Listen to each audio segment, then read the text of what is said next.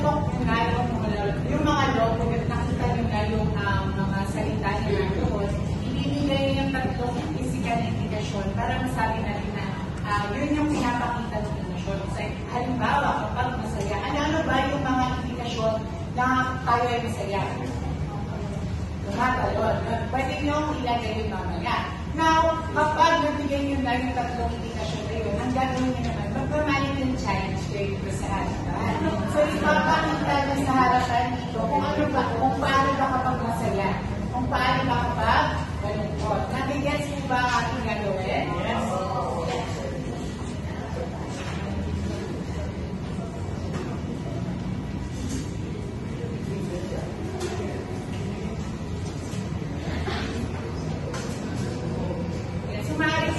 Para mas madali kayo mag-iba. Ayan. So, yun. Okay na kayo sa inyong mga pwesto. Yan, naaring na kayo magsimula. Naaring nyo lang tutok ng inyong mga logo. Okay na, ibang minuto para sa inyo. Ang pag-pwesto.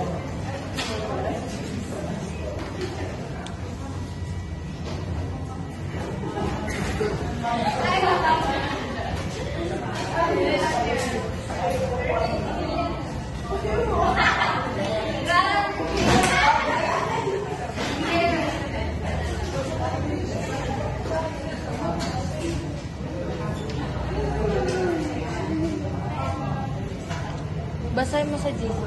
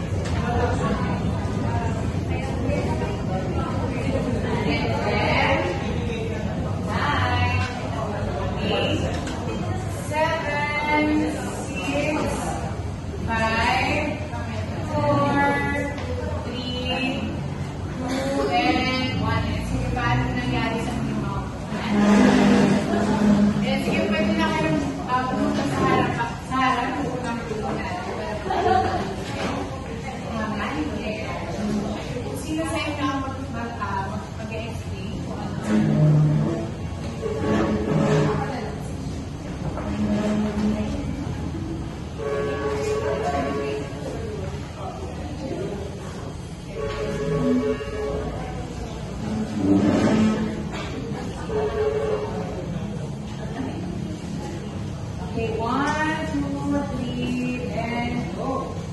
So, ano po ba nakikita niyo sa mga ginagawa nila? Sa mga ginawa nila? Yung isa po is, nakayong lang siya, pero nakikigas po siya, like, nanginginig.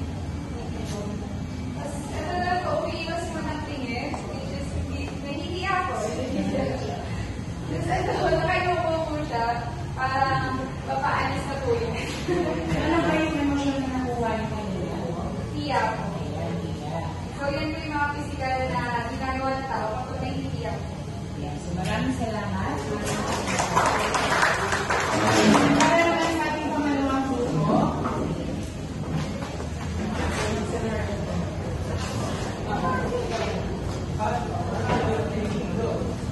Sa unang namin senaryo, ang salita ko po na nakuha namin is pagmamahal. So unang pong senaryo, nakikita po natin na kumusta na? Ayun, na parang binibigyan niya po ng comfort yung sarili niya. So pwede po natin ito makita na self-love, ika nga po nito. Next scenario. Ayan. Sa pangalawang scenario na, so next scenario naman po, napapakita naman po natin yung romantic love po sa pamamagitan po ng physical touch po sa pagkakapit po, tapos sa pag-headdress po sa balikan po na isang bukaan. Yan po. Sa pangatlo naman. Sa pangatlo naman po, may ilang naman po natin yung pagmamahal sa pamilya po. May dalawa po parents po, tapos binibigyan po nila ng gift po. So sa pamamagitan po ng gift giving, ayun po, napapakita po nila yung pagmamahal sa kanilang anak. So maraming salamat ang mga pangalawang grupo.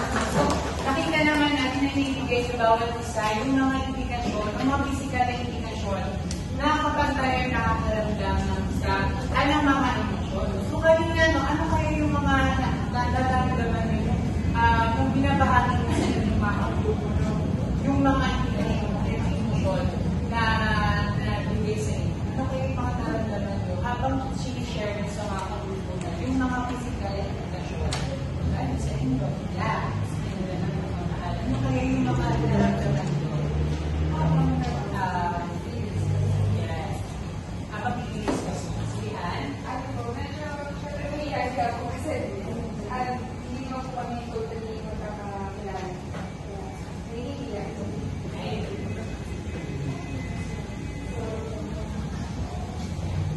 Ayan, para kaya naiiyak siya na mag-share ng kanyang mga emosyon, ng kanyang mga indikasyon sa kanyang grupo kasi hindi pa lang sila magkakakilala. So, ito naman, si...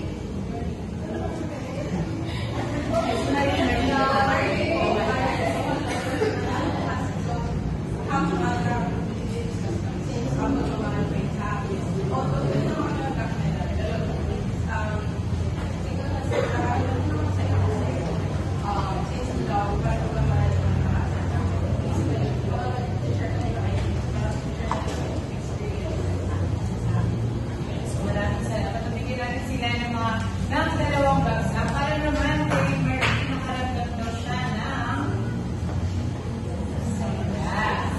Ayan. Para kay Marie naman makaramdam naman daw siya ng saya kasi binabahagi niya yung pagmamahal na alam niya sa kanyang mga kaibigan. So, kanina naman, ano naman kaya yung mga maaari natin gawin para may pakita pa natin ng mas detalyado or mas epektibo yung mga physical limitations sa tuwing tayo makakaramdam ng mga emosyon na ito. May iba doon sa mga binanggit natin kanina. Ano pa kaya yung mga mas epektibo mga magpapakita ng physical limitation para may pahayag natin yung mga emosyon na ito o doon sa mga nabanggit natin kanina.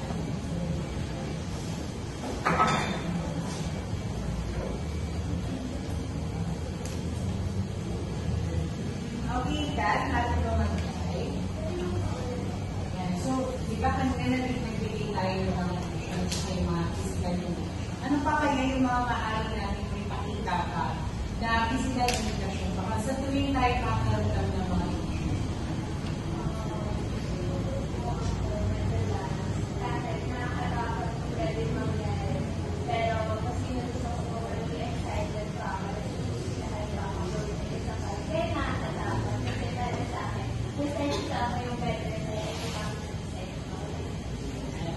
Maraming salamat. So, para daw kay Cass, mas excited daw siya na gawin yung mga bagay kahit na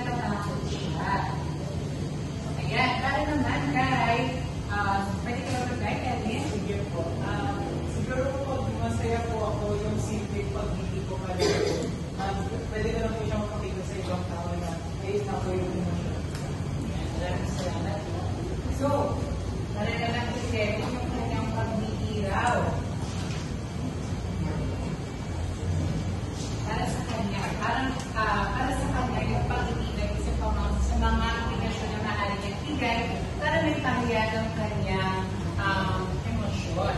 So, dahil kanina sa ating gawain, naibigay natin yung mga aplikasyon at saka yung mga emosyon na katumbas nito.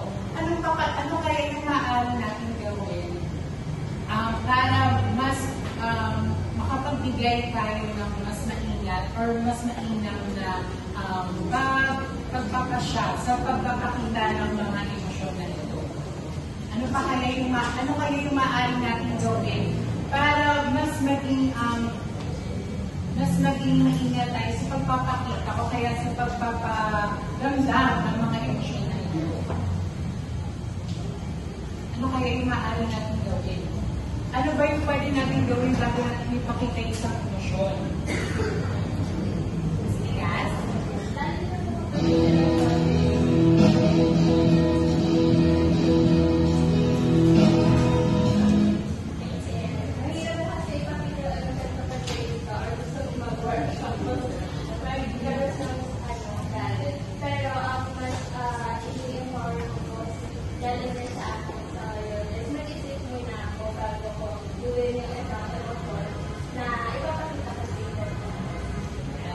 So, para daw palitas, nag-iisip daw muna siya.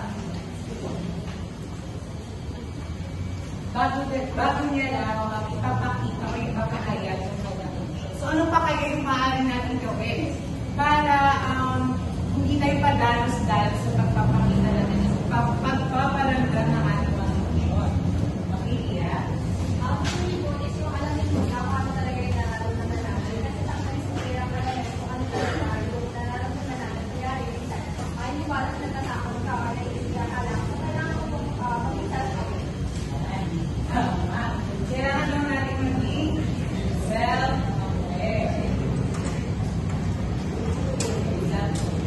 Yan. Ano pa kaya yung mga, ano pa bukod dito?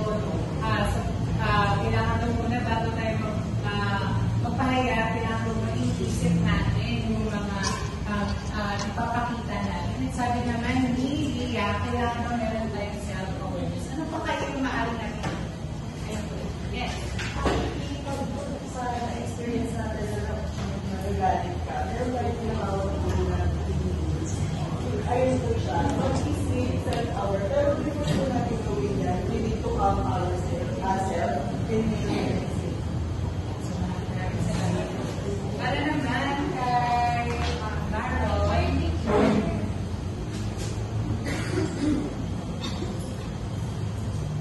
Yes po. Sir, alam mo ba, nung nakita ako yung boyfriend ko na may kasama ibang babae, sinampal ko agad. Tapos, hindi ko po alam, minsan po pala yun. So, sa mga ganong pagkakataon, hindi dapat natin, hindi tayo dapat padalos-dalos sa pagbibigay ng ating action para sa isang event. Kasi nga, maaari, katulad na naman sinabi niya na akala niya ito ang bakit yung nakikita ng kanyang boyfriend. Pero minsan niya pala. So, sa mga ganon, Yun nga po, mali ko po kasi hindi na ako nakapag-isip. yun, tama. Hindi kasi, hindi niya kagad iisip na baka minsan niya lang yun. Baka kilala niya lang yung bagong babae ng boyfriend niya. So, sa ganung pagkakataon, ano kaya yung bukod sa mag-iisip, ano pa kaya yung maaari natin gawin para maiwasan natin yung mga ganung pagkakataon? Kailangan natin daw mag-isip, kailangan natin mag-isip bago tayo bigay ng mga action sa ating mga nararamdaman ng action. Sabi naman, kailangan daw natin maging self-aware. Magkaroon tayo ng kamalayan sa ating sarili. Ano kaya yung katangian na maaari natin ipakita para maiwasan natin yung mga pagkakataon na makapagbigay tayo ng mga manipulahan?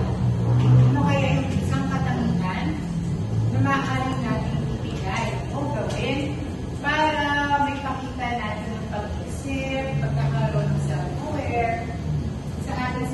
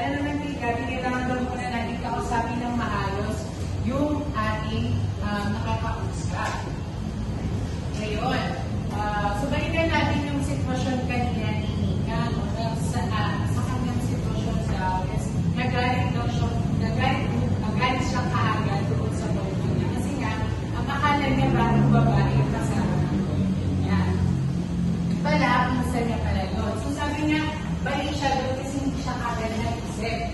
Ano pa ba yung mayahalin ko na natin sa pag-isip na bago natin ibigay yung isang action sa ating nararamdaman?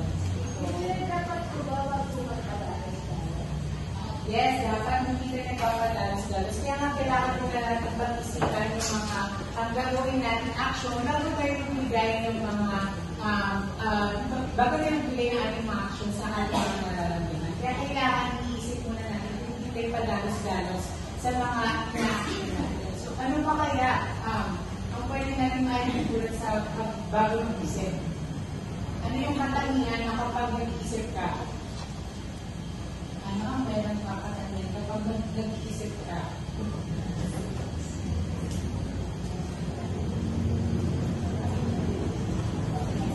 PJ, meron ka ba kasalutan?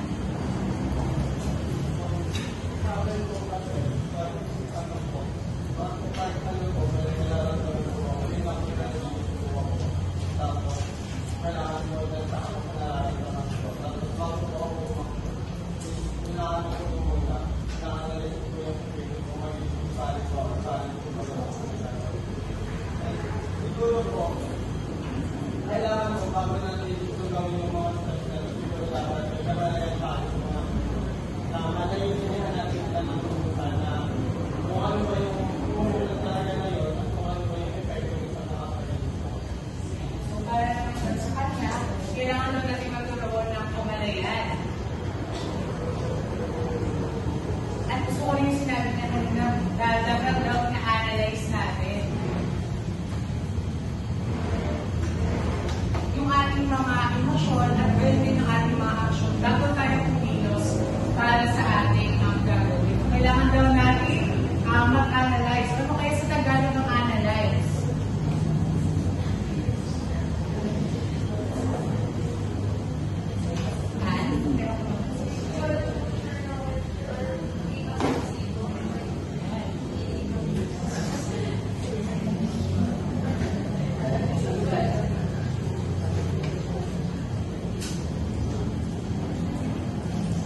Ayan. So, pag dugtungin natin yung mga nakuha natin sa sagot, no? So, sabi natin di ba, na bago natin pag-isipan yung mga kailangan natin, bago natin ibigay yung action natin, kailangan muna natin pag-isipan yung ating mga action. At sabi din natin kanina na kailangan natin magkaroon ng kamalayan para hindi rin tayo padalos-dalos sa mga naisip natin o kaya sa mga ating ibigay na action. Yes, Carlo? Sir, doon po sa Sherry, ni classmate, tama po ba yung judgment nila sinampa yung bakit yung minsan ng lugar? Ayan. So, sa naging action ni Nika kanina, masasabi natin na hindi tama yung kanyang ginawang action. Kasi nga, hindi niya mo na inisip, hindi mo na siya masusi nag-isip na ang kanyang action at saka ang kanyang desisyon nasa palit yung babae. Kasi nga, hindi naman yun yung bagong boyfriend ng kanila. Ano po yung klaseng pag-iisip yung ginawa ng Veronica? Ayan. So, yung ginawa ni Veronica kanina na klaseng pag-iisip is yung pagpadalos-dalos sa pag-iisip na binigay niya kanina. No? Kasi nga, hindi niya muna inisip yung kanyang action. Kaya naman nagkaroon niya ng isang negatibong conclusion.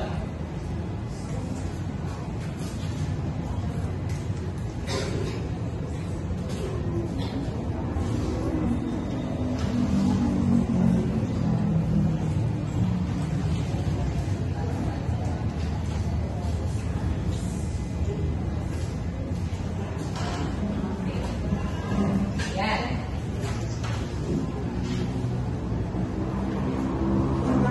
So, yun. Tulad ng sinabi ko kanina, no? Bago natin ibigay Yung share ko ni classmate, reckless judgment po ba yun? ayan, maraming salamat, Erika. Ang share kanina ni Nika is matatawag natin yung isang reckless judgment o yung padalos-dalos sa pagbibigay ng ating judgment. Kasi nga, hindi mo na natin maayos, maingat na inisip yung ating yung kanyang naging desisyon. Kaya nagkaroon ito ng negatibong conclusion. Kaya, hindi yun, dapat natin alalahanin na sa tuwing tayo ay gagawa or magbibigay ng ating mga desisyon sa buhay, dapat hindi tayo padalos-dalos at hindi rin dapat natin na-analyze o sinusuri yung ating mga desisyon bago tayo mag-isip.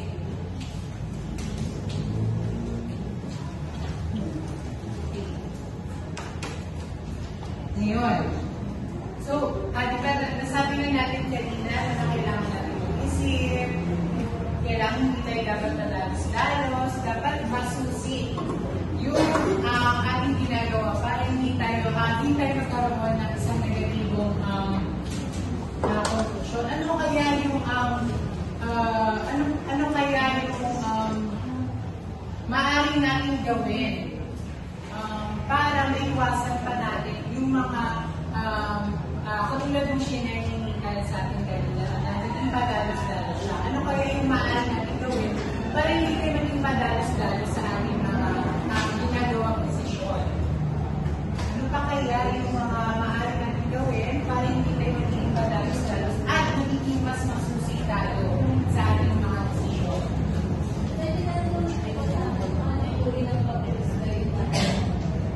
Yes, dapat ano ba yung uri ng paghusga dapat yung ginagawa natin bago tayo magbigay ng isang aksyon.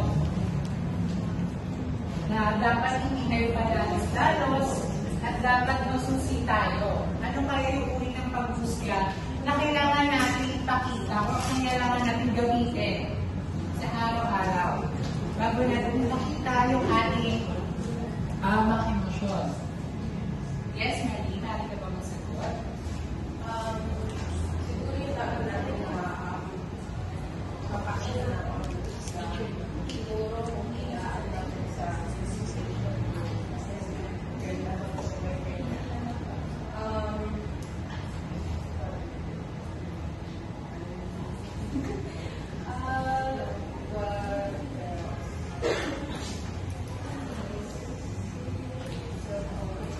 Ano yung uri ng paghusga dapat yung ginagawa?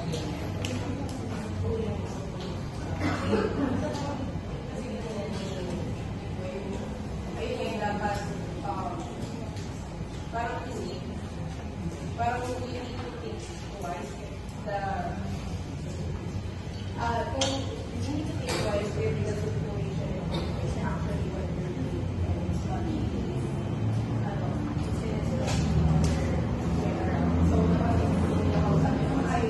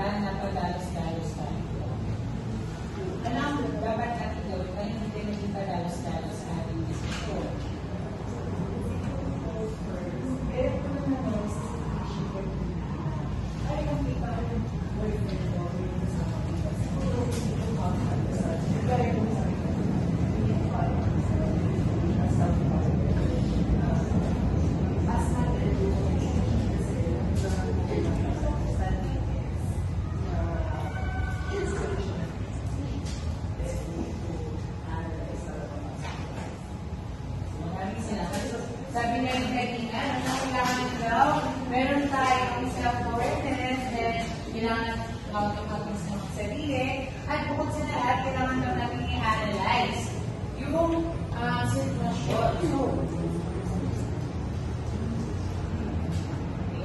So, ano bang kabalitan ng balance?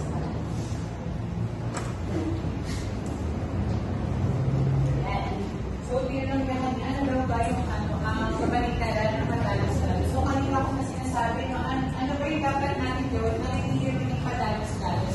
Anong uri ng pagpusta ang kailangan? Kabaligtaran ng reckless judgment na ginawa ng media. Yes, Sabi ko yung mag-ingat ka po.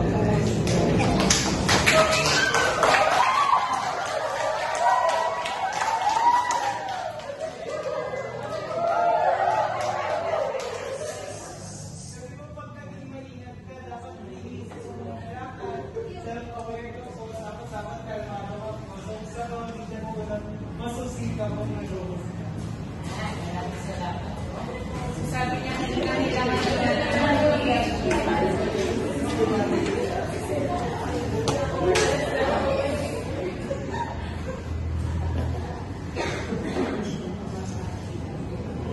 So, ayun, para maiwasan natin yung pagkakaroon ng madalas-dalas sa desisyon, dapat meron tayong masusing pag-analyze at kailangan meron tayong self-awareness sa ating mga emosyon. Kailangan natin magkaroon, kailangan natin mag-iingat sa ating pag-uusga. Kailangan meron tayong maingat na pag-uusga sa mga desisyon na ating binibigay sa ating